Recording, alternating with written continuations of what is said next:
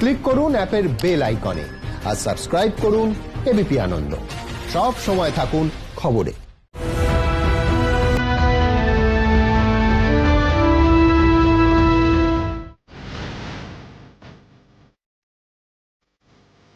অবশেষে জল্পনার অবসান, তৃণমূল ছেড়ে বিজেপিতে যোগ দিলেন শোভন চট্টোপাধ্যায়।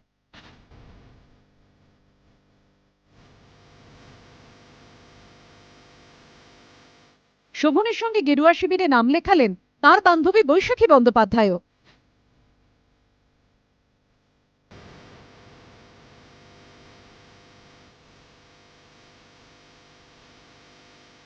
জার্সি বদলের দিনে দুজনের পোশাকের রঙও ছিল একই। শোভন যখন বান্ধবী বৈশাখীকে নিয়ে দিল্লিতে বিজেপির সদর দপ্তরে নতুন ইনিংসের সূচনা করতে চলেছেন, তখন বেখালার বাড়িতে বসে টিভির পর্দায় চোখ রেখেছিলেন শোভনের স্ত্রী রত্না। বিজেপিতে যোগ দিয়ে শোভন দাবি করলেন নৈতিক বিরোধিতার কারণে তিনি তৃণমূল ছেড়েছেন। When I was belonging in the Trinamool Congress, I've taken charge of in several parts. At that very time, I have raised all those questions. Why in the Panchayat election, the opposition party did not allow to fight the election to file their nomination? And I raised this point to the appropriate situation in an appropriate place. Sovan যখন BJP দপ্তরে বসে কথা বলছেন, তখন তা শুনে হাসতে দেখা যায় স্ত্রী রত্নাকে। এবিপি আনন্দের কাছে তার কারণও খোলসা করেন তিনি।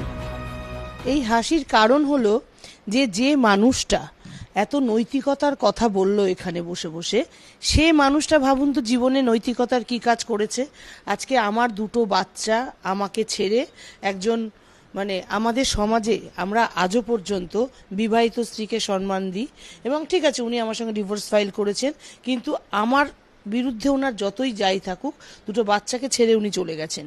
গিয়ে উনি যেভাবে অনৈতিক জীবন যাপন করেছেন, সেই অনৈতিক জীবন যাপন করা একটা লোককে বিজেপি দলের মতো একটা দল নিয়েছে, তারা যদি নীতি কথা বলে সেটা হাস্যকরই মনে হয়। তাই আমার মুখ থেকে তখন আপনারা হাসি দেখছিলেন যে একটা অনৈতিক দল নীতির কথা বলছে।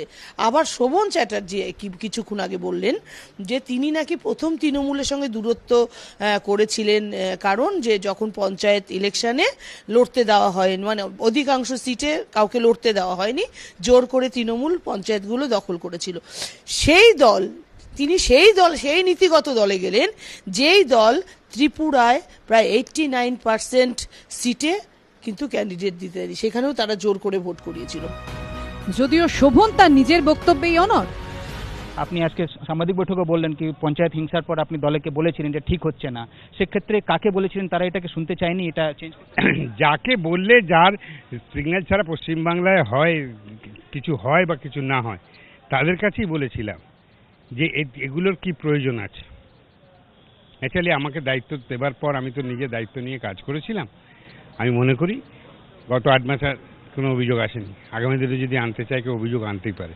দলে কেউ অপরিহার্য না, দলের আদর্শ একটাই, মমতা ব্যানার্জি, তাকে দেখেই আমাদের সংগ্রাম, তাকে দেখেই আমাদের আন্দোলন, তাকে দেখেই আমার ত্যাগ, তাদের আমাকে দেখে তিতিক্ষা। ও কোথায় যাবে না যাবে তার তো ঠিক নেই, কিন্তু আমি মনে করি আদর্শহীন কোনো জীবন মৃত্যুর নামান্তর। দলে কেউ অপরিহার্য না, বললাম তো, এই দলের আদর্শ হচ্ছে মমতা ব্যানার্জি, তাদেরকে দেখেই আমাদের লড়াই, তাকে দেখেই আমাদের ত্যাগ, তাকে দেখেই আমাদের তিতিক্ষা, তাকে দেখেই আমাদের সমস্ত জীবন যে অতিবাহিত করলাম পার্টির রাজনীতির জন্য, সে তো মমতা ব্যানার্জিকে সামনে রেখেই। আমি একটা কথা, আদর্শ যদি অবিচল থাকে না, সাফল্য আসবে। আমরা আদর্শ অবিচল আছি। তৃণমূলে থাকাকালীন মমতা বন্দ্যোপাধ্যায়কে প্রায় মায়ের সমান আসনে বসাতেন শোভন চট্টোপাধ্যায়। বুধবার বিজেপিতে যোগ দেওয়ার পর সেই শোভনের মুখেই মোদি অমিত শাহের ভূয়সী প্রশংসা। There may be so many political party, but the Bharatiya Janata Party, how they are ruling, they are already elected in a high majority in the last election also, under the bold leadership of Narendra Modi ji and BJP President Amit Shah ji. We definitely process in that way that it should not be disturbed by any means, because they are taking so many bold steps to strengthen not only in the party but the country and the people of the nation.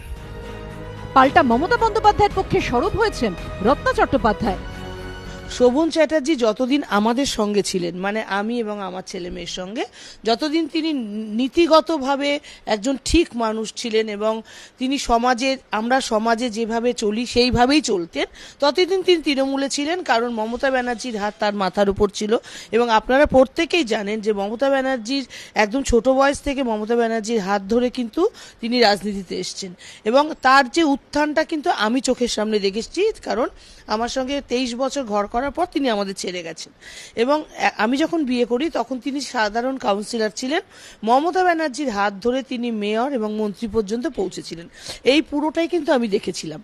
তো ফলে কি হয়েছে যে আজকে যখন তিনি এইভাবে আমাদের বাচ্চাদের ছেড়ে বা আমাকে ছেড়ে যখন চলে যায়, তখন কিন্তু মমতা ব্যানার্জি আমাকে বলেছিলেন যে আমি সবসময় সতের সঙ্গে আছি। আমি জানি রত্না তুমি সৎ এবং আমি কানুনের এটা কোনোভাবেই মানতে পারি না। কানুন যেটা করছে অন্যায় করছে।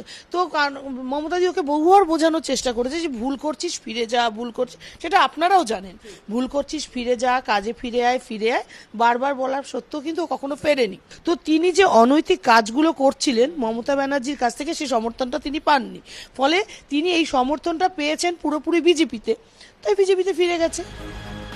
শোভনের বিজেপিতে যোগদানের পরেই রত্নার পাশে দাঁড়িয়েছেন মমতা বন্দ্যোপাধ্যায়। আমরা যারা রাজনীতি করি তাদের দায়বদ্ধতা, বিশ্বাসযোগ্যতা অনেক বেশি বড়। একটা মানুষ রাজনীতি করতে তখনই শোভা পায় যখন সমাজের প্রতি তার দায়বদ্ধতা থাকে, পরিবারের প্রতি তার দায়বদ্ধতা থাকে, সমাজ সংস্কারের প্রতি তার দায়বদ্ধতা থাকে, সমাজ সংস্কারের প্রতি তার দায়বদ্ধতা থাকে এবং গণতন্ত্র, যেহেতু গণতন্ত্রপ্রেমী মানুষ আমরা, গণতন্ত্রের প্রতি দায়বদ্ধতা থাকে। পলিটিক্যাল কারণে, রাজনৈতিক কারণে কে কি বললো না বললো তাতে কোনো যায় আসে না, কিছু তো বলতে হবে, সুতরাং যে যা পারে বলে যায়। লোকসভা ভোটে রাজ্যে চমকপ্রদ ফল করেছে বিজেপি। সামনের বছর কলকাতা পুরসভার ভোট রয়েছে। তার আগে কলকাতা পুরসভার প্রাক্তন মেয়রকে দলে টেনে হুঁশিয়ারি মুকুল রায়ের গলায়। ये कलकत्ता म्यूनिसिपल कॉरपोरेशन के वो शोभन चैटर्जी वो मेयर थे और ये तृणमूल ममता बनर्जी बंगाल का चीफ मिनिस्टर होने के लिए जिसका जिसका कंट्रीब्यूशन थे, इसमें शोभन चैटर्जी का बहुत बड़ा योगदान थे। ये ममता बनर्जी अस्वीकार कर रहा है।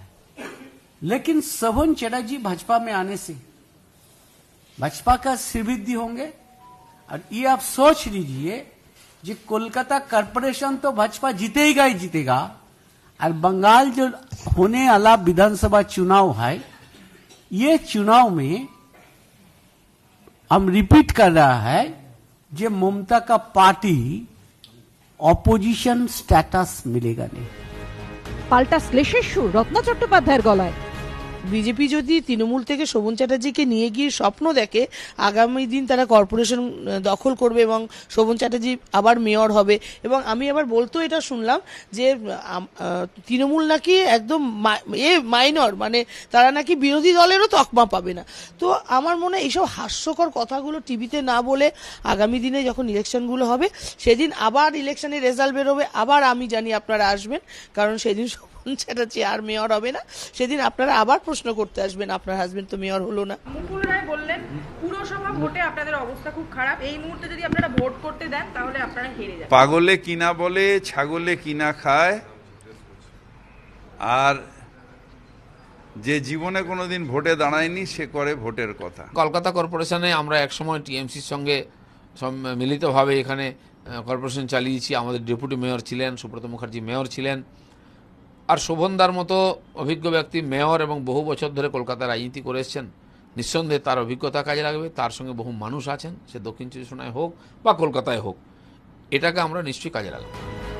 বুধবার শোভনের বিজেপিতে যোগদানের ছবি দেখে অনেকেরই মনে পড়ে যাচ্ছে নারদকাণ্ডেই বিজেপি কিভাবে শোভনের বিরুদ্ধে সরব হয়েছিল। এখন অবশ্য অতীত ভুলে শোভন চট্টোপাধ্যায়ের যোগদানে উচ্ছ্বসিত বঙ্গ বিজেপিও। তো যখন উনি মন তৈরি করেছেন আমি শুনলাম, আমি দেখা করে বললাম যে দেখুন, আপনার মতো রাজনীতিবিদ, আমি যতদূর আপনার সঙ্গে যেটুকু জানি, প্রায় 40 বছর ধরে আপনি সক্রিয় রাজনীতিতে আছেন এবং খুব খুব সক্রিয়ভাবে এবং সফল রাজনীতিবিদ। তো বাংলার রাজনীতিতে আপনার প্রয়োজন আছে। আপনি যদি মনে করেন বিজেপির সঙ্গে আপনি কাজ করতে প্রস্তুত আছেন, তা আসুন, আমরা আপনাকে যোগ্য সম্মান দিয়ে আপনার যোগ্যতার আমরা ব্যবহার করব। উনি বলছেন আমি ভেবে দেখি। আর তারপরে উনি বলেছেন আমি আবার বড় নেতাদের সঙ্গে কথা বলতে চাই। তারপর উনি দিল্লিতে গেছেন। দিল্লিতে আমি বলেছি যে এরকম ব্যাপার, উনি আমাদের একজন বরিষ্ঠ নেতা আসছেন যিনি 5টা ডিপার্টমেন্টের মন্ত্রী ছিলেন, মেয়র ছিলেন, বহু পুরনো বাংলার একজন পরিচিত মুখ, দেখা করতে চান। তো মাননীয় জেপি নাড্ডা কার্যকরী সভাপতি ওনার সঙ্গে দেখাও করেন, কথাও বলেন। তারপরে উনি কলকাতায় ফিরে আসার পরে আমার সঙ্গে কথা, আমি বলি আপনি এবার ডিসিশন নিন, বল আপনার কোর্টে আছে। তারপরে যখন উনি মন তৈরি করেছেন, পার্টি তাকে স্বীকার করেছে। এরকম একটা পার্টির থেকে এরকম স্তম্ভকে নিয়ে আসা, সে মুকুল রায় হন বা শোভন চ্যাটার্জি হন, এটা তো নিঃসন্দেহে আমাদের জয়। দুটো পিলারকে আমরা ভেঙে দিয়েছি টিএমসি, যার উপরে গাড়ি দাঁড়িয়েছিল বাড়িটা। একসময় নারদকাণ্ডে যে শোভন চট্টোপাধ্যায়ের সমালোচনায় প্রবল সরব হয়েছিল বিজেপি, আজ সেই তাঁকেই দলে নেওয়ার পর সিদ্ধান্তের সপক্ষে যুক্তি সাজানোর চেষ্টা করেছেন দিলীপ ঘোষ। যাদের বিরুদ্ধে আপনারা আন্দোলন করেছেন, যাদের দিকে অভিযোগের আঙুল তুলেছেন, তাদেরকে সাদরে গ্রহণ করে নিলেন নিজের ঘরের অন্দরে, তখন আপনারা কর্মীদের কাছে কি বলবেন? আমরা যেমন রাজনীতিতে অনেক বাধ্যবাধকতা থাকে, কেউ পার্টিতে আসতে চাইলে গণতন্ত্রে তাকে নিতে হয়, জায়গা দিতে হবে। সারা ভারতবর্ষে আমরা করেছি। আবার আমাদের পার্টিতে কারোর বিরুদ্ধে অভিযোগ এসেছে, প্রমাণিত হয়েছে, তাকে আমরা বাদও দিয়েছি। এমনকি অভিযোগ প্রমাণ হওয়ার আগেই যেটা মানুষ দেখেছে যে কোনো এরকম গর্হিত কাজ করেছেন আমাদের নেতা, মন্ত্রী, এমপি, এমএলএ, তাকে আমরা মাফ করে নিই। এই পরম্পরা আমাদের আছে। কিন্তু পশ্চিমবাংলায় আজকে রাজনীতিতে যুক্ত, সে কমিউনিস্ট হোক, তৃণমূল হোক, কংগ্রেস হোক, বা আমাদের পার্টিরও কারোর বিরুদ্ধে অভিযোগ আসছে, তাহলে তো সবাইকে বাদ দিতে হবে। রাজনীতি চলবে কী করে? অরাজনীতি লোকেরা এসে রাজনীতি চালাতে পারবেন না। তো সেজন্য খালি সন্দেহ বসে বা অভিযোগের জন্য আমরা কাউকে বাদ দিতে পারি না। আমরা দরজা খুলে রেখেছি, যাওয়ারও আসারও। কেউ যদি দোষী প্রমাণিত হয় তাকে তার জবাব দিতে হবে। আর পার্টি তখন ভেবেচিন্তে তার সম্বন্ধে, তার ব্যাপারে ডিসিশন নেবে। এর আগে যদি আমরা এই ধরনের করতে থাকি তাহলে তো রাজনীতি করা যাবে না। আর যারা আমাদের কর্মীরা কাজ করছেন, তারা পার্টির বর্তমান প্রয়োজনীয়তা বোঝেন। তারা যেমন কাজ করছেন পার্টির জন্য, পার্টির শক্তি বাড়াচ্ছেন, সেরকম বাইরে থেকে আমাদের লোককে নিয়ে শক্তি বাড়াতে হবে, ভাঙতেই হবে আমাদেরকে, নাহলে আমাদের বিল্ডিং গড়বে কী করে? লিমিটেড ইট বালি আছে, যার দিকে বেশি থাকবে তার বাড়িটা শক্ত হবে। তো আমরা ওই দিক থেকে ভেঙে আগে এই দিকটা গড়ব। আর তাহলে কি আছে, বাকি সমাজের লোক ভাববে যে হ্যাঁ এবার বিজেপি জিতে যাবে, আসার গতিটা বাড়বে। শোভনের সঙ্গে বৈশাখী বন্দ্যোপাধ্যায়ের যোগদানেও উচ্ছ্বসিত বিজেপি। बैसाखी बनर्जी तृणमूल छोड़ के भाजपा में आने से ये क्या होगा, ये एक तो इंटेलेक्चुअलिज्म जो हमारा है वो थोड़ा स्ट्रेंथन होंगे, उसके साथ साथ वो एक्टिविस्ट है, वो एक्टिविस्ट होने से नाते बैसाखी बनर्जी हम लोग से जुड़ने के लिए भाजपा का बहुत ताकत बढ़ेगा। উনি নাকি নেত্রী ছিলেন, কিসের নেত্রী ছিল? আমি তো কোনোদিনও ওনাকে কোনো জায়গায়, কোনো মিছিলে, কোনো মিটিংয়ে আমি কখনো বৈশাখী ব্যানার্জিকে তৃণমূলে দেখিনি। শোভন চট্টোপাধ্যায় আমার থেকে অনেক বড় মাপের রাজনীতি। আগামী দিনে এটা হতে পারে যে উনি বিজেপিতে রয়ে গেছেন, আমি নেই।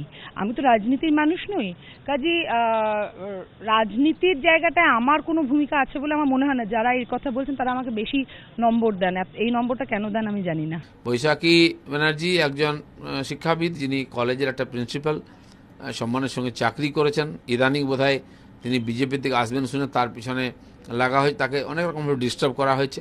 তো তিনি একজন শিক্ষাবিদ হিসাবে, একজন সম্মানীয় নাগরিক হিসাবে পার্টিতে এসেছেন। তিনি যদি রাজনীতি নাও করতেন বা করতেন তাতে কোনো ফারাক না। তার মতো ব্যক্তিকে আমাদের পার্টিতে দরকার। সমাজে যারা বিশিষ্ট ব্যক্তি এখন বিজেপিতে আসছেন, আসতে চাইছেন, তাকে আমরা গ্রহণ করেছি। সাম্প্রতিককালে শোভন চট্টোপাধ্যায়ের মুখে বারবার উঠে এসেছে বৈশাখীর কথা। বৈশাখীর পাশে সব সময় দেখা গেছে শোভনকে। বুধবার বিজেপিতে যোগ দিয়েও শোভনের মুখে সেই বৈশাখী। From my part or from our part, educationist and Dr. Boishakhi Banerjee also along with me, we are supposed to support like these things, that there should not be allowed any negative politics in this juncture of the nation's politics. Sovan যেমন বৈশাখীর পাশে, তেমনি রত্নাও আগের মতোই বৈশাখীর বিরুদ্ধে আক্রমণাত্মক। একটা web কুপায় সেক্রেটারির পদ থাকা মানে সে যদি নেত্রী হয়ে যায়, তাহলে আমার মনে হয় এখন প্রচুর নেত্রী এখানে ওখানে ছড়িয়ে আছে। তো বৈশাখী ব্যানার্জির সম্বন্ধে মুখ খোলার মতো মানসিকতা আমার। মুকুল রায় কিন্তু বলছেন বৈশাখী ব্যানার্জির জয়েনিং বিজেপিতে একটা শক্তি যোগাবে, আপনি মনে করেন? আগামী দিন বলবে, কারণ বৈশাখী ব্যানার্জির যদি তৃণমূলে, উনি তো বললেন তৃণমূল নেত্রী, তো যদি তৃণমূলে ছিলেন তার কোনো শক্তি তৃণমূলে যোগায়নি।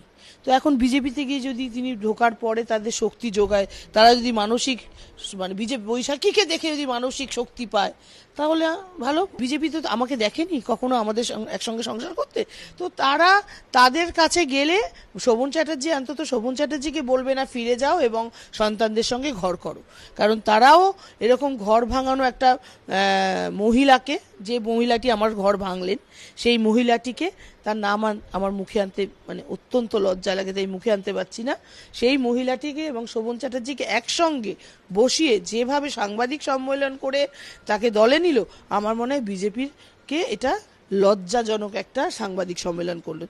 এখানে যদি শুধু শোভন চ্যাটার্জি থাকতো তবু আমার মনে হতো যে বিজেপির কিছু নীতি আছে, কিন্তু যেভাবে ওই মহিলাটি আমার সংসার ভাঙিয়েছে, শুধু আমার সংসারে খোঁজ নিয়ে দেখুন কলকাতা শহরে বহু সংসার ভেঙেছে। শোভন বৈশাখীর পাশাপাশি দিল্লিতে বিজেপি সদর দপ্তরে দেখা গিয়েছে রায়দিঘির তৃণমূল বিধায়ক দেবশ্রী রায়কে, যিনিও শোভনের ঘনিষ্ঠ বলেই পরিচিত। শোভন যে দক্ষিণ 24 পরগনা তৃণমূলের জেলা সভাপতি ছিলেন, দেবশ্রীর বিধানসভা কেন্দ্র রায়দিঘি সেই দক্ষিণ 24 পরগনারই অন্তর্গত, আর তাই শোভনের সঙ্গে দিল্লির বিজেপি সদর দপ্তরে তৃণমূল বিধায়ক দেবশ্রীর উপস্থিতিও তাৎপর্যপূর্ণ। শোভন চ্যাটার্জি বৈশাখী ব্যানার্জি বিজেপিতে জয়েন করবে এটা বেশ কিছুদিন ধরে শোনা যাচ্ছিল। এবারে দেবশ্রীদি যদি মনে করে থাকে যে শোভন চ্যাটার্জির জন্য আমি রায়দিঘিতে জিতেছি, শোভন চ্যাটার্জি চলে গেল তাই আমি যদি হেরে যাই তাই আমি চলে গেলাম, কিন্তু দেবশ্রী রায়ের তৃণমূলের উপর ভরসা করা উচিত ছিল। ওয়েস্ট বেঙ্গলের মানুষ কিন্তু তৃণমূল করেছে মমতা ব্যানার্জিকে দেখে, তো রায়দিঘিতে যদি তিনি তৃণমূলের হয়ে দাঁড়াতো, শোভন চ্যাটার্জি না থাকতো আর কোনো নেতৃত্ব থাকতো যিনি বা যারা তাকে সাহায্য করতো ইলেকশনে, সেই ভরসাটা তৃণমূলের উপর তিনি রাখতেই পারতেন। সূত্রের খবর, দেবশ্রীর উপস্থিতি ঘিরে এদিন বিজেপি সদর দপ্তরে রীতিমতো টানাপোড়েন শুরু হয়ে যায়। সূত্রের দাবি, দেবশ্রীকে বিজেপি সদর দপ্তরে দেখেই শোভন জানতে চান দেবশ্রী কার মাধ্যমে দিল্লিতে এসেছেন। সূত্রের দাবি, কে দেবশ্রীকে দিল্লিতে নিয়ে এসেছে বিজেপির অন্দরেও তা নিয়ে টানাপোড়েন শুরু হয়ে যায়। জানি না দেবশ্রীর সাথে কার কথা হয়েছে, আমার সাথে বিগত 5 বছরের মধ্যে দেবশ্রীর কোনো যোগাযোগও নেই, বা এই দলে যোগদানের জন্য আমার মাধ্যমে কোনো ইচ্ছেও প্রকাশ করেনি। বিজেপিতে কেউ আসতে চাইলে তাকে নেওয়া হবে কি হবে না এটা বিজেপি সবাই মিলে ঠিক করবে, সুতরাং এটা আমার একার প্রশ্ন নয়। বিজেপিতে যোগ দিতে কেউ চাইলে নিশ্চয়ই তার একটা প্রক্রিয়া আছে, সেই প্রক্রিয়ার মধ্যে থাকতে হবে। সূত্রের দাবি, বিজেপির কার্যকরী সভাপতি জেপি নাড্ডার সঙ্গে দেখা করে শোভন জানিয়ে দেন দেবশ্রী বিজেপিতে যোগ দিলে তাঁরও বৈশাখীর পক্ষে যোগ দেওয়া সম্ভব নয়, এমনকি দেবশ্রী বিজেপিতে এলে সেদিনই এই দলে তার শেষ দিন হবে বলেও জানিয়ে দেন শোভন। শেষমেশ বুধবার দেবশ্রীর যোগদান হয়নি। আমরা বাজার করি অনেক কিছু, সব একসঙ্গে রান্না করি না, কিছু রেখে দিতে হয় ফ্রিজে, সময় অসময়ে কাজে লাগবে। আরও অনেকে আসার চেষ্টা করছেন, অনেকে লাইনে আছেন, তারা মন তৈরি করতে পারছেন না বা সাহস জোগাতে পারছে না। কেউ কেউ আমাকে বলেছিলেন যে দেবশ্রীদি কথা বলতে চান, কিন্তু কথা হয়নি। যাই হোক, উনি দিল্লিতে গেছেন কেন্দ্রীয় কার্যালয়ে, আর বিভিন্ন কারণ আছে এখানে দেখা সাক্ষাৎ না করার, এটা নিয়ে বিতর্ক হয় এবং তাদের সমস্যাও হয়, তাদেরকে ঝামেলায় ফেলা হয়। অনেক লোক আসবেন শুনে তাদের বাড়িতে পুলিশ গেছে, কেস করা হয়েছে, তাদেরকে জেলে ঢুকানো হয়েছে।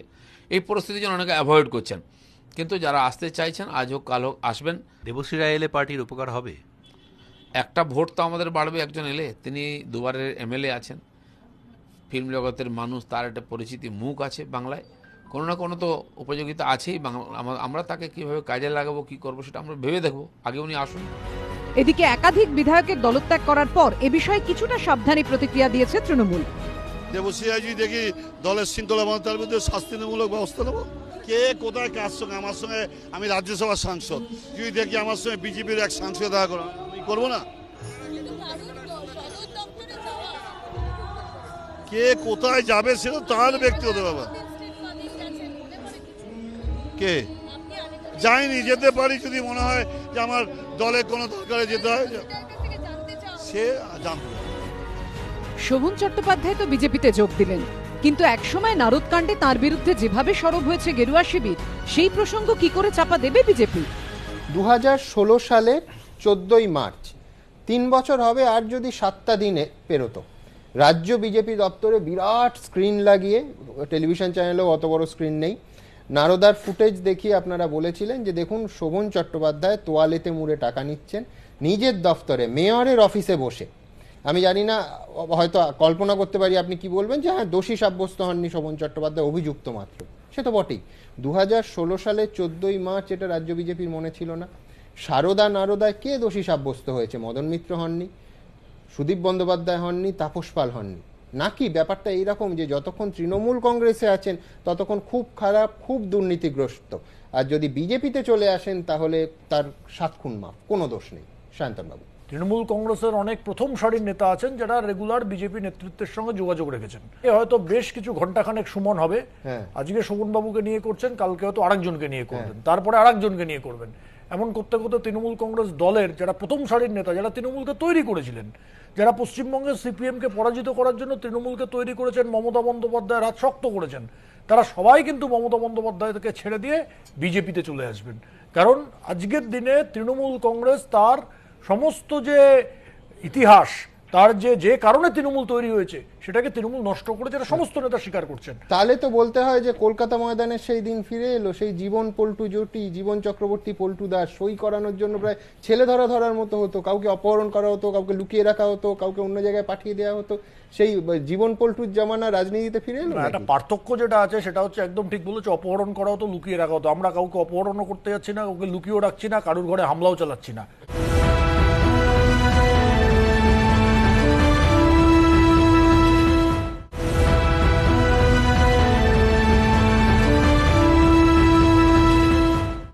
আমাদের কাছে যেটা আমরা খুব ক্লিয়ার স্ট্যান্ডে বলতে চাই, ভারতীয় জনতা পার্টি কারোর জন্য দরজা বন্ধ করেনি। যদি এই সরকারকে কেউ পরাজিত করতে চায়, এই অত্যাচারী, স্বৈরাচারী, গণতন্ত্রকে ধ্বংস করছে দুর্নীতিযুক্ত সরকার। কিন্তু আপনি ক্লিয়ার স্ট্যান্ডের কথা বলছেন সায়ন্তবাবু, এই ক্লিয়ার স্ট্যান্ড তো বলতে পারছেন না যে নারদা সারদার যতদিন তদন্ত চলছে ততদিন আমরা অভিযুক্ত কাউকে দলে নেব না। দলে নেব না এটা বলছি না অবশ্যই, কিন্তু যারা এই ধরনের কোনো অভিযোগের সঙ্গে অভিযুক্ত আছেন তাদের বিরুদ্ধে যা ব্যবস্থা আবার হবে, আগে এই law will take its own course, আইন আইনের পথে চলবে। আমি জানি না আপনি যেটা বললেন যে প্রচুর নেতা তৃণমূল থেকে বিজেপিতে যোগ দেবে, তারা প্রত্যেকে নারদা বা সারদা অভিযুক্ত কিনা? প্রত্যেকে কখনোই নারদা সারদা বা বিভিন্ন কেলেঙ্কারিতে অভিযুক্ত না। এখন সমস্যা যেটা, বাস্তব সমস্যা, তৃণমূল কংগ্রেস দলটাই উঠে যাবে আপনি যদি বলেন কারোর নামে কোনো দুর্নীতির অভিযোগ নেই। তৃণমূল কংগ্রেসের এখনো বহু মানে দুর্নীতির অভিযোগে বিজেপি পাত্তা দেয় না, থাকলেও নিয়ে নেওয়া যায়। আমি সেটা কখনোই বলছি না, আমরা অবশ্যই দলে নিতে পারি, কিন্তু আমরা তা বলেই তাকে দুর্নীতি মুক্ত বলে দেবো এটা আমরা বলতে রাজি নই। এটা আমরা বলতে রাজি নই। যে এত বড় দল, 11 কোটি সদস্য আছে আমাদের, 11 কোটি দলের সদস্যের মধ্যে দু একটা দুর্নীতির অভিযোগ থাকতেই পারে, অভিযোগ এসছে, কারোর বিরুদ্ধে অভিযোগ এসছে। আমাদের দলে তখন তিনি ছিলেন কি ছিলেন এটা নিয়েও প্রশ্ন থাকতে পারে, কিন্তু যারা তদন্ত এজেন্সি করছে, তারা যে সমস্ত এজেন্সি তদন্ত করছে, তদন্ত করবেন, অপরাধী হলে তার বিরুদ্ধে শাস্তি হবে, বিচার বিভাগের দায়িত্ব, শাস্তি দেওয়ার দায়িত্ব তো বিজেপির নয়। কিন্তু একটা সময় আপনাদের স্ট্যান্ড ছিল যে অভিযুক্ত কাউকে নেব না যতক্ষণ না তিনি ক্লিন চিট পেয়ে আসছেন, অন্তত নারদা সারদায় একাধিকবার অন ক্যামেরা আছে, দেখিয়ে দিতে পারি। কথা বলেছেন বলে আমার জানা নেই। আমরা যেটা আমরা বলেছি সেটা হচ্ছে যে বিচার বিভাগ যাকে শাস্তি দেওয়ার দেবে, কিন্তু আমরা তদন্তের ক্ষেত্রে কোনো রকম অন্তরায় তৈরি করব না। ধরুন আগামী কয়েকদিনের মধ্যে শোভনবাবু বিজেপিতে জয়েন করলেন, তাহলে এই যে নারদা স্টিং অপারেশনের ফুটেজ দেখলেই বা রেডে করে আপনারা বলতেন যে, প্রথমে বলতেন যে জাল ফুটেজ, তারপরে বললেন ফুটেজ সত্যি হলো, যেহেতু ইলেকটোরিয়াল রিফর্মস হয়নি সেহেতু ইলেকশনে তো টাকা নিতে হয় ইত্যাদি ইত্যাদি, সেই সমস্ত কথা, সেই সমস্ত বিরোধীরা যেটা বলতেন অ্যালিবাই, সেই সব শোভন চট্টোপাধ্যায় সম্পর্কে বলবেন তো? ছোট্ট না না, আমার প্রশ্ন হচ্ছে, উত্তরটা কিন্তু আপনি অনেকটাই দিয়ে দিয়েছেন সায়ন্তন বাবুর সঙ্গে। আপনার উত্তরটা শুনতে না, আপনার সঙ্গে আমি একমত, কারণ এই মুকুল রায়, শোভন বাবু গেলেই উনি পরিষ্কার ক্লিন চিট না, আগে আমার আসুক তারপরে জমের হবে, তার মানে আমার আপনিও চলে আসুন। না না না, আপনাকে মানা করছি না না, তা নয়, কিন্তু আমি একটা কথা আপনাদের আগেও বলেছি, সেটা আমি বহুবার 2-3 বার বলেছি, if you put a little effort and expect a big return, you will be disappointed. You cannot get apple by planting lemon seed.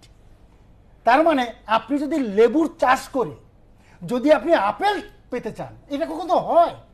আমার প্রশ্ন হচ্ছে, আমার পাশে বসে আছে বিশ্বনাথ বাবু, বহুবার বিজেপিকে বলছে, মানে তোমাদের ফুটিংসটা কোথায়? কিন্তু কোথায় আছো কোথায়? কারণ এখানে পশ্চিমবঙ্গে 100% এই আপেল আর লেবু যাকে বলছেন, আমি বলছি আমি অন্তত জানি না যে একজন ব্যক্তি এতগুলো পদে ছিলেন কিনা। তিনি মেয়র, 4টে দপ্তরের মন্ত্রী, যে জেলার তৃণমূল কংগ্রেসের মূল দায়িত্বে।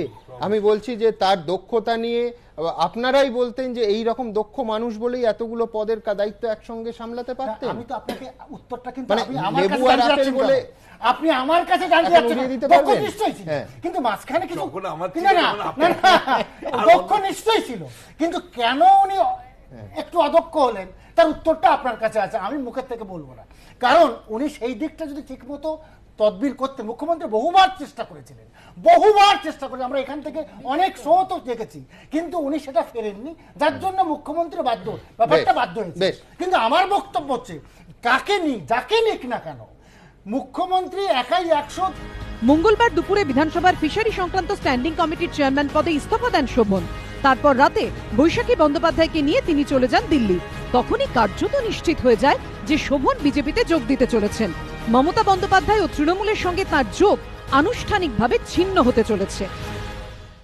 রাজনৈতিক একেবারে লাভ ক্ষতির হিসেবে আসবো। লাভের দিকটা বিজেপির দিক থেকে যদি দেখি, যে দীর্ঘদিনের পোড় খাওয়া নেতা, একেবারে ধাপে ধাপে ছাত্র রাজনীতি করে উঠে এসেছিলেন, বহু প্রশাসনিক কাজ একসঙ্গে সামলেছেন, মন্ত্রী হিসেবে, মেয়র হিসেবে, নেতা হিসেবে একজন অভিজ্ঞ নেতা এবং প্রশাসক পাচ্ছেন বিজেপি। আবার লোকসানের দিক, যে সারদা নিয়ে বিজেপি বলা শুরু করলে তৃণমূল কংগ্রেসের দেবনারায়ণ দা বা বিজয়নী বলেন যে মুকুল রায় গেছেন, তারপর সারদা নিয়ে বলছেন। আচ্ছা, এখানেই শেষ না, এবারে নারদা ইস্যুটাও রাজ্য বিজেপির হাতছাড়া হলো। সায়ন্তন বাবুরা নারদা বললেই বলবেন যে এই তো এসে দুদিন আগে সায়ন্তন বাবুরাই বলতেন যে তোয়ালে নিয়ে টাকা মোড়ার কথা, আর বলতে পারবেন। তৃণমূল কংগ্রেস ছেড়ে বিজেপিতে জয়েন করার মতন কিন্তু গ্রামগঞ্জেও বহু সংখ্যক লোক দাঁড়িয়ে আছে, অন্তত আমি প্রতিদিন গ্রামে ঘুরছি, আমি বুঝতে পারছি। ফলে একটা ব্রেকিং পয়েন্ট তৈরি হতে পারে যে শোভনবাবু জয়েন করা, তার ফলে অন্যরাও কিন্তু অংশ নিতে পারে, সেই একটা সম্ভাবনা আছে। কিন্তু যে জায়গাটা শেষ পর্যন্ত গিয়ে আমরা পৌঁছবো সেটা হলো যে, মানে আপনি কিছুক্ষণ আগে বলছিলেন ময়দানের দল বদল, মানে আজকে মোহনবাগানের জার্সি তো কালকে ইস্টবেঙ্গলের জার্সি, পরের দিন কালো রঙের মোহামেডানের জার্সি। তার মানে ভার্চুয়ালি আমার পজিশন কোথায় হচ্ছে, আমার লাভ হচ্ছে না লোকসান হচ্ছে, প্রায় একটা আইপিএল এর নিলাম করে দেয় একেবারে। তার মানে রাজনীতিতে যে মিনিমাম একটা মূল্যবোধ থাকার কথা, মানে রাজনীতির সাথে মূল্যবোধের সরাসরি সম্পর্ক আছে, সেই সম্পর্কটা কিন্তু ক্রমশ হারিয়ে যাচ্ছে। শোভনবাবু যদি জয়েন করে, একেবারে সরাসরি যে প্রশ্নটা উঠবে সেটা হলো সিবিআই এর তদন্ত এবং তার নিরপেক্ষতা নিয়ে, যে যারাই সারদার সাথে যুক্ত তারা নিজেদের বাঁচার জন্য, অর্থাৎ সিবিআই এর তদন্ত থেকে মুক্তি পাওয়ার জন্য তারা সিবিআই বলতে পারেন, ইডি বলতে পারেন, সারদা, রেজ্জাক মোল্লা উঠতে বসতে মমতা বন্দ্যোপাধ্যায়কে তীব্রতম ব্যক্তিগত আক্রমণ করতেন, তাই নিয়ে প্রচুর নিন্দাও হতো। তৃণমূলের এখন মন্ত্রী, তৃণমূল নেতাদের হাতে তিনি অভিযোগ করেছেন যে তৃণমূল নেতারা তাকে মেরেছেন, মার খেয়ে হাসপাতালে ভর্তি হলেন। অসংখ্য মামলা হলো এই সরকারের আমলেও তার বিরুদ্ধে। এখন তৃণমূলের মন্ত্রী, এই দল বদলের আমি যদি নৈতিক বিচার করি, কোট আনকোট দূষণ থেকে তো বামপন্থীরা মুক্ত নন। বামপন্থী উনি এখন চলে গেছেন, উনি আমাদের দলে নেই। প্রাক্তন বামপন্থী বলছেন, যা খুশি বলুন, কিন্তু উনি আমাদের দলে নেই। প্রশ্ন এইটা, নৈতিকতার প্রশ্ন বামপন্থীরা রাখছে কিনা দেখুন সেটা। না, এত বছর ধরে রেকর্ড সময় ধরে রাজ্যের সিপিএম এর টিকিটে বিধায়ক, রেকর্ড সময় ধরে থাকুন। রেজ্জাক মোল্লাকে নিয়ে এখন আলোচনাই করব না, কেন করব? আমাদের কি যায় আসে? যা খুশি উনি করুন। তৃণমূল আর বিজেপি দেখুন একই কয়েনের এপিটার ওপিট, একই কয়েনের। সেটিং কি সাধে বলি আমরা? সারাক্ষণ সেটিং, সমস্ত প্রশ্নে। ওনার রাফাল তো এনার সারদা নারদা, একই প্রশ্ন বারবার হচ্ছে। আমরা দেখছি আর দুর্নীতিকে একটা যেন মনে হচ্ছে রুটিন কাজে পরিণত করে দিচ্ছেন। এমন করতে করতে করতে করতে দুর্নীতি যাতে ইস্যু না হয় এইরকম একটা জায়গায় নিয়ে চলে যাচ্ছেন, একদিকে বিজেপি অন্যদিকে তৃণমূল। আচ্ছা, রাহুল সিনহা যে বলছেন যে সংস্কার করে নেব, এরকম সংস্কার হয় মানুষের সঙ্গে, ব্যক্তি মানুষের সংস্কার হয়? আবার কি কিসের সংস্কার? মুকুল এতদিন যখন পর্যন্ত মুকুল রায় ছিলেন ওদের সঙ্গে অনেক কথা, যেই মুকুল রায় গেলেন এখন মুকুল রায় সম্বন্ধে কোনো কথা নেই। আর মমতা ব্যানার্জির তো ছেড়েই দিন, হারাধনের 10টি ছেলে একটির পর একটি যাচ্ছে তো যাচ্ছে। আমি চোর, কুনাল চোর, টুম্পাই চোর করে বলেছিলেন। দেখুন একটাও কারুর প্রশ্নে একটা কথা বলা যাচ্ছে না। কিন্তু আবার আমি বলবো সিবিআই মেগা সিরিয়ালেরই চিত্রনাট্য লিখছে, যে যখন যাকে দরকার তখন তাকে আনছে, আর যখন যাকে নেই তখন তাকে রেখে দিচ্ছে। কবে হবে এই কথা চলে যাচ্ছে। কারণ এইটার মধ্যে দিয়ে যে কথা উনি বলছিলেন যে রাজনীতি মানে ওই দলবদল, আপনি যে বলছিলেন না যে খেলার মাঠের দলবদল, সেটাতে কিন্তু টাকার প্রশ্ন জড়িত। আর আজকে দেখুন রাজনীতিটাকেও শুধুমাত্র, মানে আমাদের কাছে আমরা বলি রাজনীতি মানে নীতির রাজার নীতি না, কিন্তু আজকে কিন্তু বারবার যেটা হচ্ছে রাজনীতি মানে এই জায়গাটায় চলে যাচ্ছে যে মানুষ কোন প্রশ্নে আর আলাদা করে খেলা অন্য কিছুর সঙ্গে রাজনীতিটা অর্থনীতি হয়ে যাচ্ছে। তৃণমূল কংগ্রেসের শোভন চট্টোপাধ্যায় যখন ছিলেন তাকে এতটাই দক্ষ মনে করা হতো যে আমি অন্তত জানি না যে এত ক্ষমতা কোনো একজন ব্যক্তি মানুষ, একজন রাজনৈতিক ব্যক্তিত্ব কোনো একটি রাজনৈতিক দলে পেয়েছেন কিনা। একই সঙ্গে মেয়র, চারটি দপ্তরের মন্ত্রী, দক্ষিণ 24 পরগনা এবং কলকাতা জেলার দলের মানে দায়িত্বে, এবং আমি আমার ধারণা অন্তত 100টা কমিটির মেম্বার বা অন্তত 50টা কমিটির শীর্ষ পদে। আমি বলছি যে এখন বিজেপিতে তিনি যদি যান, বলতে পারো যে তার দক্ষতা ছিল না, সেক্ষেত্রে বলতে হয় যে কাকে দিয়েছো রাজার পাট, আর নয়তো মানতে হবে যার দক্ষতা ছিল সেটাকেও কি অমিট করে দেওয়া যাবে? না, দল থেকে তৃণমূল কংগ্রেস থেকে চলে যাচ্ছে মানে তার দক্ষতা নেই, এটা বলার কোনো যুক্তি আমি খুঁজে পাই না। রাজনৈতিকভাবে যে কোনো রাজনৈতিক দল থেকে অন্য রাজনৈতিক দলে যাওয়ার এই যে প্রবণতা, এটা চিরকাল ঘটে আসছে, বহুদিন থেকে ঘটছে। আমি তার দক্ষতা নিয়ে প্রশ্ন তুলতে চাই না। তবে আমার মমতা বন্দ্যোপাধ্যায়ের একটা কথা মনে পড়ছে আজকে, যখন কলকাতার মেয়র করার কথা হয়েছিল, তখন মমতা বন্দ্যোপাধ্যায় বলেছিলেন, আমি এবার কোনো নেতাকে মেয়র করছি না, আমি এবার একজন কর্মীকে মেয়র করছি কলকাতা। সেই কর্মী, যাকে 4টে দপ্তরের মন্ত্রী, দক্ষিণ 24 পরগনা জেলা, বড় জেলা, তার সভাপতি, কলকাতা জেলার সভাপতি, কেএমডি এর ভাইস চেয়ারম্যান, এরকম বহু ক্ষেত্রে তাকে দায়িত্ব দেওয়া হয়েছিল। এক্ষেত্রে আমার যেটা মনে হয় যে দায়িত্ব তো দেওয়া হয়েছিল, সব দায়িত্ব সঠিকভাবে পালন করেছেন কিনা, সেই দায়িত্বগুলো একজনের উপরে বিশ্বাস করাটা দলের কতটা ক্ষতি হলো, এই দলের ক্ষতির জায়গা থেকে আমার যেটা মনে হচ্ছে, একজন মানুষকে এত দায়িত্ব দেওয়াটা আমার মনে হয় ঠিক নয় গণতন্ত্রের ক্ষেত্রে। নিজের দলের, মমতা বন্দ্যোপাধ্যায়ের নিজের তৃণমূল কংগ্রেস দলের বহু কর্মী আছে যারা শোভন চট্টোপাধ্যায়ের থেকেও দক্ষ, তাদেরকেও দায়িত্বে আনা। আচ্ছা, আবার একটা প্রশ্ন রিপিট করি, এই যে সংস্কার করে দলে নিয়ে নেব, ব্যক্তি মানুষের সংস্কার সহজে হয়ে যায়? একটা আমার মনে হয় যে, আমি জানি না কোন মানে এক তো যে সংস্কারের প্রয়োজন হয়েছে বলে রাহুল সিনহা মনে করছে, এমন কোন সাবান আছে কিনা যে সাবান দিয়ে হাত ধুয়ে নিলে পরিষ্কার হয়ে যায়, মানে এখানে দোষী ওখানে গিয়ে সাধু, এরকম হয় কিনা। তবে একটা লাভ হলো, সেটা হচ্ছে সারদা নারদার কথা বিজেপির মুখ থেকে আর শুনতে হবে না, বিজেপি কেও দায়টা নিতে হবে। ওয়েস্ট বেঙ্গলের পলিটিক্সটা না বরাবর বাইপোলার, একসময় কংগ্রেস এবং সিপিএম ছিল, এখন বিজেপি তৃণমূল, এবং জেনারেলি যারা বড় নেতা তারা যে কোনো একটা বাইপোলার পলিটিক্সে যে কোনো একটা পোলে থাকতে চান, একটা পোল গেলে আরেকটা পোলে আসতে চান। আর রাজনীতিতে জেনারেলি রাইট লিবারাল যারা, আপনার সেই রাইট লিবারাল জায়গা থেকে আরেকটা রাইট লিবারাল পার্টিতে যাওয়া কিন্তু খুব আশ্চর্যের আমি দেখি না, যেমন একটা লেফট লিবারাল পার্টি থেকে আরেকটা লেফট লিবারাল পার্টিতে যাওয়া আশ্চর্য। তাহলে আপনি মেনেই নিচ্ছেন আপনার প্রথম বাক্যে এবং প্রথম বিশ্লেষণে যে BJP party with the difference নয়, সেই গড্ডালিকা প্রবাহে, যেটা আমি ধরে নিচ্ছি আপনার কথা অনুযায়ী বাংলা ট্র্যাডিশন, সেটাতেই বিজেপি স্রোতে গা ভাসা। না, আইডিওলজিক্যালি আমি কারোর সময় বলিনি, আমি আমার সময় বলিনি, তারপর আপনাদের সময় বলবেন। আমি বলেছি আইডিওলজিক্যাল স্ট্যান্ডে লেফট রাইটের জায়গা থেকে, আমাদের আইডিওলজি ইন্টিগ্রাল হিউম্যানিজম। আইডিওলজির কথা বলবেন তৃণমূল থেকে? আমি বলছি যে মেয়র শোভন চট্টোপাধ্যায়, আমি অন্তত জানি না, এই স্টুডিওতে কয়েক মাস আগে শোভন বাবু শো করে গেছেন যে তিনি আইডিওলজিগতভাবে বিজেপি বা আরএসএস ঘনিষ্ঠ, এই কথা তো তিনি কোনোদিন দাবিও করেননি। বিজেপি উদীয়মান সূর্য, তাই জন্য আসছে, কেউ ডুবন্ত জাহাজের দিকে তো যায় না। বিজেপির নেয়াটা আমরা তো বলছি ভান্ডার নয় যে গেলেন আমি মিষ্টিটা তার রাজনৈতিক যোগদান আর তার তদন্ত দুটো কমপ্লিটলি ডিফারেন্ট স্পিয়ার্স। সে তদন্তের জায়গা থেকে দোষী সাব্যস্ত, এইবার আপনি আসল জায়গায় তাহলে কি এই যে এই যারা সাম্প্রতিক কালে তৃণমূল থেকে গেলেন তারা তদন্ত থেকে বাঁচতে যাচ্ছেন, যেটা তৃণমূল বলছে? দেখুন, সিপিএম এত আনহোলি অ্যালায়েন্সের কথা বলছে, তারা 34 বছর কংগ্রেসের সঙ্গে আলাদা আলাদা করে এখন একটা আনহোলি অ্যালায়েন্স করছে, তাদের কোনো মুখ আছে অন্যকে জ্ঞান দেওয়া? মানে তাদের অ্যালায়েন্স আনহোলি বলে বিজেপি আনহোলি ব্যাপারে না, আমাদের কোনো অ্যালায়েন্স নেই। আমি আমারটা বলি প্লিজ, আপনার সময় কিছু বলিনি। 34 বছর ধরে লড়লো, এখন একসঙ্গে গেছে, আর 34 বছরের কীর্তিত্ব 64 দশা, সেইটা বললে তো আর কেউ হাত দিচ্ছে না। কিন্তু আমি বলছি যে এই যে 3 বছর আগের প্রেস কনফারেন্সটা বিজেপি অফিসে না করলেই ভালো হতো নারদা নিয়ে। শোভন বাবু ছবিটা দেখালেন না, বাকিদের দেখাতে পারতেন। Law will take its own course, তদন্তের পথে চলবে।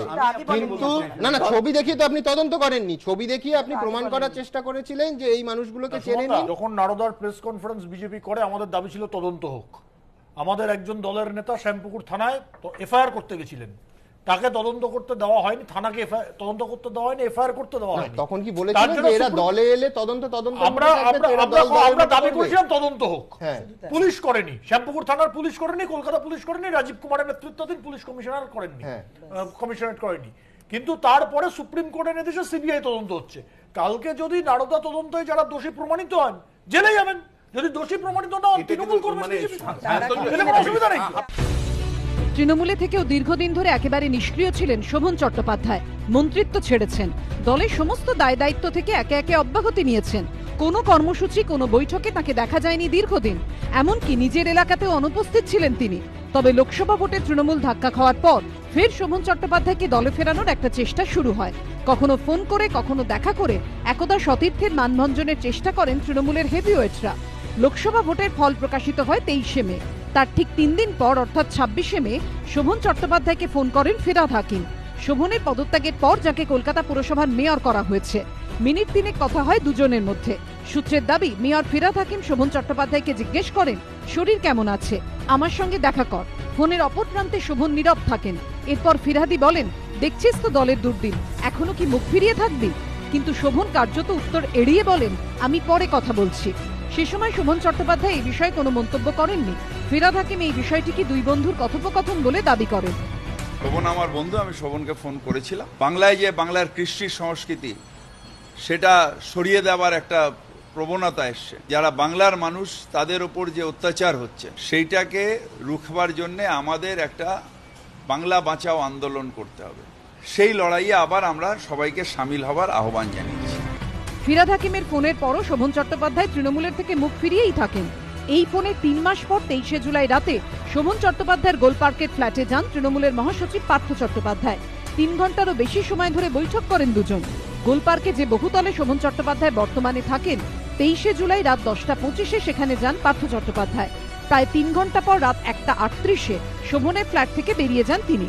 শোভনের ফ্ল্যাটে বৈঠক চলাকালীন এবং রাত 1টা নাগাদ পার্থ চট্টোপাধ্যায় যখন সেখান থেকে বেরিয়ে যাচ্ছেন, তখন সেখানে উপস্থিত ছিলেন শোভনের বান্ধবী বৈশাখী বন্দ্যোপাধ্যায়। সূত্রের দাবি, বৈশাখীর উপস্থিতিতে এই বৈঠকের শুরুতেই পার্থ চট্টোপাধ্যায় শোভনকে বলেন, ফিরে আয়, চল, যেখান থেকে ছেড়েছিলি সেখানেই তোকে বসিয়ে দিই। শুনে শোভন খানিকটা নির্লিপ্তভাবেই বলেন, আমি যেমন আছি ভালোই আছি, তোমাদের দেখে করুণা হয়, কারো কোনো স্বাধীনতা নেই, সম্মান নেই।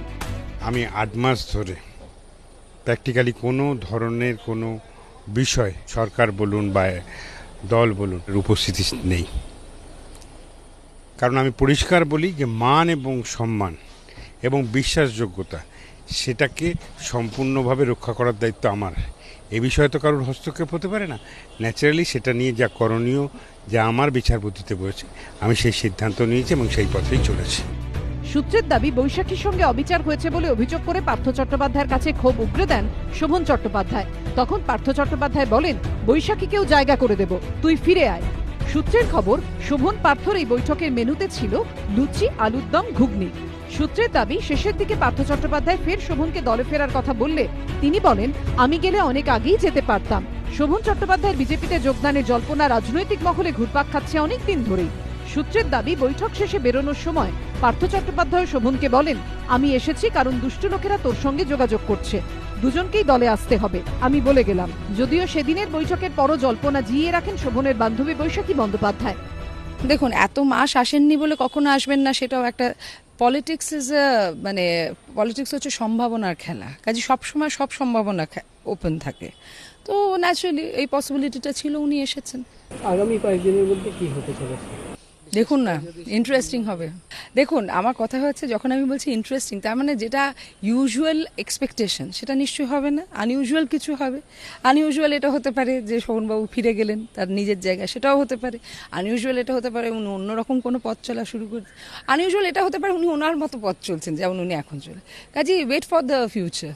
নিশ্চয়ই যা হচ্ছে নেত্রী ইচ্ছেতেই হচ্ছে বলে আমার মনে হয়। নেত্রী ইচ্ছের বিরুদ্ধে গিয়ে উনি কোনো কাজ করবেন বলে আমার ওনাকে এরকম পার্টি ওয়ার্কার মনে হয় না। তবে এত কিছুর পরও পার্থ চট্টোপাধ্যায়কে গভীর রাতে শোভনের ফ্ল্যাটে যাওয়ার কথা জিজ্ঞেস করা হলে তিনি শুরুতে বলেন, আমি অত রাতে যাই না, আমি যা করি সকালেই করি। আচ্ছা, আমি একটা জিনিস বুঝি না, গল্প করলে কি অসুবিধা কি হলো? তা আমি লুকিয়েই রাখবো কেন? আমাকে সঙ্গে যেটা হয়নি সেটা আমি বলতে যাবো কেন? অথচ 23শে জুলাই রাতে শোভন চট্টোপাধ্যায়ের ফ্ল্যাটের নিচে পার্থ চট্টোপাধ্যায়ের ছবি ক্যামেরা বন্দী হয়। এমনকি তিনি বেরিয়ে যাওয়ার সময় তাকে গাড়িতে বসে থাকতে দেখে আমাদের প্রতিনিধি তার সঙ্গে কথা বলারও চেষ্টা করেন।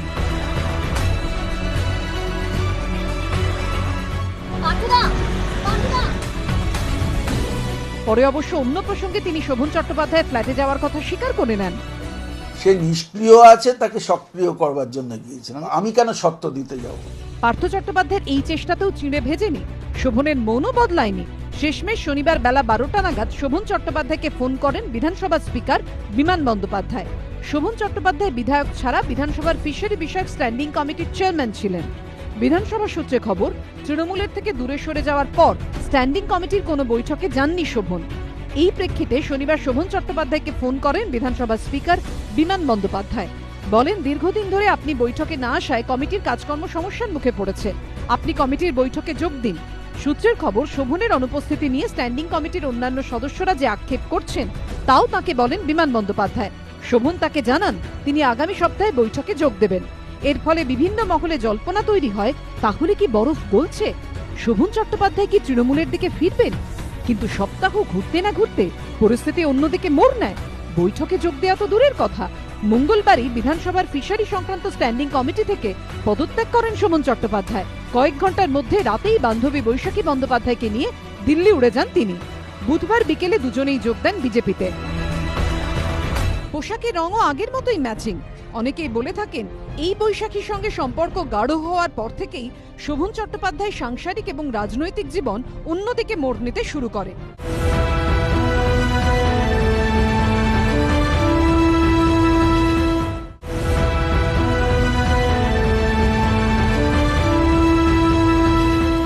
একসময় মমতা বন্দ্যোপাধ্যায়ের কিচেন ক্যাবিনেটের অন্যতম সদস্য ছিলেন শোভন চট্টোপাধ্যায়।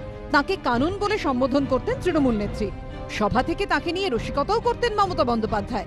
2017 সালে দক্ষিণ 24 পরগনার একটি প্রশাসনিক সভায় উপস্থিত ছিলেন শোভন চট্টোপাধ্যায়, তাঁর প্রয়াত শাশুড়ি, মহেশতলার প্রাক্তন তৃণমূল বিধায়ক কস্তুরী দাস এবং শ্বশুর তথা মহেশতলার বর্তমান তৃণমূল বিধায়ক দুলাল দাস। সেখানে সবার সামনেই শোভনকে নিয়ে মশকরা করেন মমতা বন্দ্যোপাধ্যায়। শাশুড়ি মা শুধু কি জামাইকে খাওয়ালে হবে? জামাই ষষ্ঠীর দিন সবাই বলছে শ্বশুরের কামাই খাচ্ছে জামাই।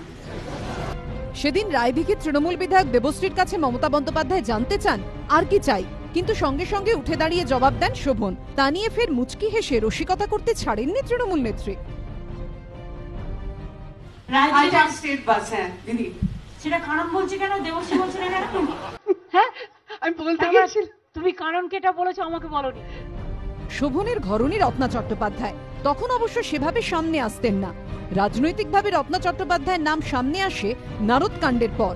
মেয়রের স্ত্রী হিসেবে তিনি 2016 সালে জুন মাসে নিউ মার্কেট থানায় নারদ স্টিং অপারেশনের মূল কর্তা ম্যাথু স্যামুয়েলের নামে অভিযোগ দায়ের করেন। নারদ কাণ্ডে তদন্তে নেমে সে বছরই শোভন চট্টোপাধ্যায়কে ডেকে পাঠায় সিবিআই এবং ইডি। দুই তদন্তকারী সংস্থার কাছে গিয়েই তিনি জানান তার আয় ব্যয় সংক্রান্ত যাবতীয় হিসেবপত্র দেখভাল করেন তার স্ত্রী রত্না। এরপর রত্নাকেও ডেকে পাঠানো হয়, কিন্তু চিকিৎসার কারণে রত্না তখন লন্ডনে ছিলেন। এরপর হঠাৎ শোভনের 20 বছরের দাম্পত্যে ঝড় ওঠে। আচমকাই স্ত্রী রত্না চট্টোপাধ্যায়ের বিরুদ্ধে বিবাহ বিচ্ছেদের মামলা করেন শোভন চট্টোপাধ্যায়। পর্ণশ্রী থানায় স্ত্রীর বিরুদ্ধে চুরির অভিযোগ দায়ের করেন তিনি।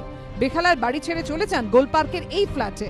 তারপর থেকেই শোভনের ঘনিষ্ঠ বন্ধু হয়ে ওঠেন বৈশাখী চট্টোপাধ্যায়, আর রত্নার সঙ্গে শোভনের তিক্ততা সামনে আসতে শুরু করে। রত্না চট্টোপাধ্যায় অভিযোগ করেন তাঁর উপর নজরদারি চালাতে বাড়িতে বাউন্সার পাঠানো হয়েছে। ইনি হচ্ছেন বাউন্সার হিসাবে এসেছেন আমার বাড়িতে, যে বেসরকারি এজেন্সি নিয়োগ করেছেন তারা আজকে সকাল থেকে ওনাকে হঠাৎ করে নিয়োগ করেছেন বাউন্সার হিসাবে, যে উনি এখানে যারা সাইন করবেন না উনি নাকি এক্সট্রা ট্রেনিং প্রাপ্ত, যাদেরকে উনি বাধ্য করবেন সাইন করাতে। সকালে হঠাৎ করে দেখছি একজন মহিলাকে উনি নতুন করে রিক্রুট করেছেন। আমি জিজ্ঞাসা করলাম যে আপনি কে? তখন বললো আমাকে বাউন্সার হিসাবে বসানো হয়েছে। কলকাতা পুলিশের ঊর্ধ্বে আর কোনো কিছু আছে আমাদের এখানে? তারা যখন আমাকে এখানে সিকিউর করছে, তুমি আবার কে ভাই যে তুমি বেসরকারি সংস্থাকে এখানে বসিয়ে দিলে তাদের মাথার উপরে? পর্ণশ্রী থানার ওসির কাছে নালিশও জানান রত্না চট্টোপাধ্যায়। এই বাড়িটা কার? আমার তো মনে হচ্ছে নজরদারি। আমি থানায় এক্ষুনি জানিয়েছি এবং থানায় আমি এফআইআরও করব। যে সংস্থাটি পাঠিয়েছে তার থেকে আমি জানতে চাইবো তারা কার নির্দেশে এখানে এসেছে। তারা যদি বলে শোভনবাবু নামে, শোভনবাবু তার জন্য দায়িত্ব নেবেন। শোভন চট্টোপাধ্যায় অবশ্য বাড়িতে বাউন্সার পাঠানোর অভিযোগ অস্বীকার করেন। কোনো বাউন্সার বা এসব কোনো বিষয় নয়। বিষয়টা হলো প্রাইভেট সিকিউরিটি। আমার বাড়ি যেটা বেহালায় রয়েছে, ওখানে আমার কেসের কাগজপত্র আছে, সেগুলো সিকিউরিটি আমার প্রয়োজন। ন্যাচারালি আমার বাড়ি রত্না চ্যাটার্জি বা আমার ছেলে মেয়ে রেসিডেন্সিয়াল রাইট আমি দিয়েছি। কারা আসছেন কারা যাচ্ছেন সেই সমস্ত সম্বন্ধে পুঙ্খানুপুঙ্খ জানাটা আমার কর্তব্য। শোভন চট্টোপাধ্যায়ের সঙ্গে রত্না চট্টোপাধ্যায়ের তিক্ততা যত বাড়ে ততই বৈশাখীর সঙ্গে তার ঘনিষ্ঠতা বাড়তে থাকে। প্রকাশ্যে প্রায় সবসময় দুজনকে পাশাপাশি দেখা গিয়েছে। শোভনের বিবাহ বিচ্ছেদ মামলায় আদালতে হাজিরা, ইডি দফতরে হাজিরা, ফ্ল্যাটে সাংবাদিক বৈঠক, সবসময় শোভনের পাশে দেখা গিয়েছে বান্ধবী বৈশাখী বন্দ্যোপাধ্যায়কে। বৈশাখীকে তার বিপদের বন্ধু বলে প্রকাশ্যে ঘোষণা করেন শোভন চট্টোপাধ্যায়। আমি একটা বিপর্যয় একটা মধ্যে দিয়ে চলেছিলাম পারিবারিক বন্ধু হিসেবে, এবং তার পরিবার আমার পাশে এসে না দাঁড়ালে আজকে আমার যে পরিস্থিতিতে আজকে আমাকে দেখছেন তার অবলুপ্তি ঘটতে পারত। যে মনের জোর, যেভাবে পাশে, যে অনুপ্রেরণা দিয়ে তার পাশে এসে দাঁড়িয়েছে। আমার একটা চারিত্রিক বৈশিষ্ট্য আছে যে আমার বিপদের সময় যেভাবে এসে পাশে দাঁড়িয়েছেন, তাদের পাশে দাঁড়িয়ে তাদের সঙ্গে কখনোই কোনো বেইমানি বা কোনো জায়গায় স্বার্থসিদ্ধির বিষয় এখানে নেই। এটা খুব দুর্ভাগ্যজনক, আমি মর্মাহত যে ব্যক্তিগত স্বার্থ চরিতার্থ করতে গিয়ে কেউ যারা এটা প্রচার করেছেন, এটা মর্মাহত। কারুর সামাজিক সম্মান ভাবা উচিত, কারুর বিষয়টিকে ভাবা উচিত। কারণ কেউ যদি বিপদের সাথী হয়, সেই সাথীকে যথাযোগ্য সম্মান দিতে হয়। তাই তার উপর যদি কোনো আঘাত বলে কেউ মনে করে থাকেন, সেই আঘাত আসলে সেই আঘাত প্রথম আমি বুকে করে নিয়ে নেব। পাল্টা স্বামীর মুখে যখনই বৈশাখীর নাম উঠে এসেছে তখনই ক্ষোভ উগড়ে দিয়েছেন স্ত্রী রত্না। বৈশাখী বন্দ্যোপাধ্যায় কোনো দিনই আমাদের পারিবারিক বন্ধু ছিল না। 16 সালের ডিসেম্বর থেকে হঠাৎ করে তার উদয় হয়েছে, এবং শোভনবাবুর পাশে কিভাবে দাঁড়িয়ে তাকে উপকার করেছে সে শোভনবাবু বলতে পারবে। আমার কোনো উপকারে বৈশাখী ব্যানার্জি কখনো আসেনি। শোভন অবশ্য বৈশাখী প্রশ্নে নিজের বক্তব্যে অনড় থেকেছেন। দিন যত এগিয়েছে ততই শোভনের মুখে আরো বেশি করে শোনা গেছে বৈশাখীর নাম। বৈশাখীর পাশে দাঁড়িয়ে স্ত্রী রত্নার বক্তব্যের ভিত্তি নিয়ে প্রশ্ন তুলেছেন শোভন। বিপদের দিনে পাশে দাঁড়ানো বন্ধুকে এভাবে অস্বীকার করতে আমি কাউকে দেখিনি। কারণ বৈশাখী নিয়মিত আমাদের বাড়িতে এসছে, ঘন্টার পর ঘন্টা আমি দেখেছি যে রত্নার সঙ্গে ওর ফোনে কথোপকথন চলছে। বৈশাখীর সঙ্গে রেগুলার ওর কথাবার্তা হতো। বৈশাখী আমাদের বাড়িতে আসেননি, বৈশাখী ওর সঙ্গে ঘন্টার পর ঘন্টা কথা বলেনি, বৈশাখীকে ওর নিজে বাড়িতে রান্না করে খাওয়ায়নি। আজ এই কথাগুলোকে আমাকে অস্বীকার করতে হবে? একটা পারিবারিক বন্ধুত্ব ঠিক আছে, বৈশাখীর সঙ্গে কি বৈরিতা হচ্ছে, কি চিন্তা ভাবনা করছেন, তার জন্য বাস্তবটাকে অস্বীকার করছেন কেন? আমাকে জড়িয়ে যদি কারুর সম্মান অসম্মান, যারা বিপদের বন্ধু, সেই বিপদের বন্ধুদের পাশে দাঁড়ানোর জন্য যদি কোনো প্রশ্নচিহ্ন দাঁড়ায়, সেটাকে সমাধান করার দায়িত্ব নিশ্চয়ই আমার ওপর বর্তায়। তার জন্য আমি যে কোনো বিষয়কে সামনাসামনি করতে আমি প্রস্তুত। বৈশাখী পর্বে তিনি যে বেজায় ক্ষুব্ধ তা বারবার স্পষ্ট করে দিয়েছেন শোভন পত্নী রত্না। আমি কোনোদিনও অ্যাটলিস্ট চাইনি বৈশাখী আমাদের বন্ধু হোক। কিছুদিন আগে দেখেছিলাম যে আমি নাকি বিভিন্ন সাহায্যে তার কাছে দৌড়ে গেছি। ভগবান করুক আমার সেই দিন যেন না আসে যে বৈশাখী ব্যানার্জির কাছে বিপদে পড়ে দৌড়তে হবে। আমার পাশে আমার শ্বশুর বাড়ির লোকজন আছে, আমার পাশে আমার বাপের বাড়ির লোকজন আছে। আমি তাদের নিয়ে সুখী এবং তারা আমাকে বিপদে যথেষ্টভাবে সাহায্য করছে। আমার বৈশাখী বন্দ্যোপাধ্যায়ের সাহায্যের কোনো প্রয়োজন নেই। আর ভগবানকে আমি এইটাই ডাকবো, যদি ওনার প্রয়োজন, যদি বৈশাখী বন্দ্যোপাধ্যায়ের প্রয়োজন কোনোদিনও আমার হয়, তার আগে যেন আমার মৃত্যু ঘটে। কিন্তু শোভনের সঙ্গে বৈশাখীর সম্পর্ক যত দৃঢ় হয়েছে ততই শোভন রত্নার তরজার পারদ চরমে উঠেছে। এরই মধ্যে এই ইস্যুতে মুখ খোলেন স্বামী স্ত্রীর সম্পর্কের টানাপোড়েনের মাঝে থাকা বৈশাখীও। পারিবারিক বন্ধুত্বের কথা যদি রত্নাদেবী অস্বীকার করেন তাহলে আমি জানি না কি বলবো, কিন্তু ওনার পরিবারের সদস্যরা আমার পারিবারিক অনুষ্ঠানে সামিল হয়েছেন, আমি ওনাদের পরিবারের সদস্যদের অনুষ্ঠানে সামিল হয়েছি। আর রত্নাদেবীর সঙ্গে তো খুব অনেক কথা হতো। উনি সেই সমস্ত ফোন, হোয়াটসঅ্যাপ কল ট্র্যাক দেখলেই বোঝা যাবে যে উনি আমার সঙ্গে দীর্ঘক্ষণ গল্প করেছেন টলি ক্লাবে। ইনফ্যাক্ট যে পার্থবাবুর কথা আপনি বললেন, পার্থবাবুর স্ত্রী যেদিন মারা যান সেই দিনকে আমি রত্নাদেবীর সঙ্গে টলি ক্লাবে বসে কথা বলছিলাম, সেখান থেকে আমি স্ট্রেট কেওড়াতলা যাই। কাজেই উনি কি করে বলছেন যে উনি আমার সঙ্গে কখনো কথা বলেন? উনি মুম্বাইতে আমার সঙ্গে একই ফ্লাইটে গেছেন, আমরা যখন লয়ারের কাছে গেছি সেখানে আমাদের পারিবারিক লয়ার গেছেন, আমার ছোট্ট মেয়ে গেছে, তার আয়া গেছে। উনি যদি আমায় না চিনতেন তাহলে আমার সঙ্গে কি করে গেলেন, একসঙ্গে থাকলেন কি করে হোটেলে? স্বামীর বান্ধবীর মুখে এই মন্তব্য শুনে পাল্টা সুর চড়ান শোভনের স্ত্রী রত্না। ওনার সঙ্গে আলাপ হয়েছে, সেদিনও বললাম আমি, 2016 সালের ডিসেম্বর মাসে উনি কোনো একটা মিটিংয়ে গিয়ে শোভনবাবুর সঙ্গে আলাপ হয়েছে। আজকে কি 18 সালের মার্চ মাস, কতদিন হলো? 1 বছর 3 মাস। 1 বছরের 3 মাসের কোনো বন্ধুত্ব বহুদিনের বন্ধুত্ব হয়? বৈশাখী বন্দ্যোপাধ্যায় আমার কোনো পারিবারিক বন্ধু নয়, শোভনবাবুর বন্ধু। শোভনবাবুর বন্ধু তো মনে করেন বলেই দিয়েছেন, ওনাকে ছেড়ে আসতেই পারবেন না। শোভনবাবুর বন্ধু, আমার বন্ধু নয়। আমাকে ওনার সঙ্গে জড়িয়ে আর নিচু করবেন না। আমি সন্দেহ করব? আমি তো চোখের সামনেই সব দেখতে পেলাম। ভালো বন্ধু হলে কি করতেন উনি? আমাদের দুজনের সম্পর্কে জোড়া লাগাতেন, যে তোমরা এটা নিয়ে বিবাদ বসো, দুজনে মুখোমুখি বসো, দুজনে আলোচনা করো। উনি মাঝখানে থাকতেন। এই উনি তো মদত জুগিয়েছেন, আরো শোভনবাবুকে মদত জুগিয়েছেন উনি। শোভনবাবুকে সোজা রাস্তায় না নিয়ে গিয়ে না, ওনাকে বাঁকা রাস্তায় নিয়ে গিয়ে বিপদে ফেলেছেন।